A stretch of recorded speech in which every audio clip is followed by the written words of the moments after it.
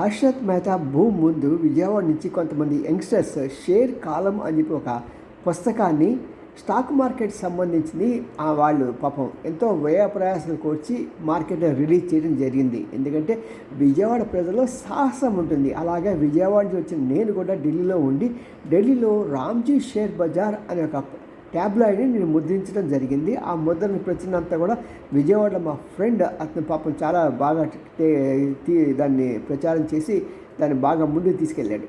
మేము కొద్దిగా పుంజుకుంటున్నాం సమయానికి ఆంధ్రజ్యోతి వాళ్ళకున్న మంచి కెపాసిటీతో మల్టీ కలర్ పేపర్ బ్రహ్మాండంగా ప్రింట్ చేశారు. మేము దిగాలు పడ్డాం. ఎప్పుడైతే ఆంధ్రజ్యోతి వాళ్ళు ఫీల్డ్లోకి వస్తారో అప్పుడు స్టాక్ మార్కెట్ పడిపోతుంది.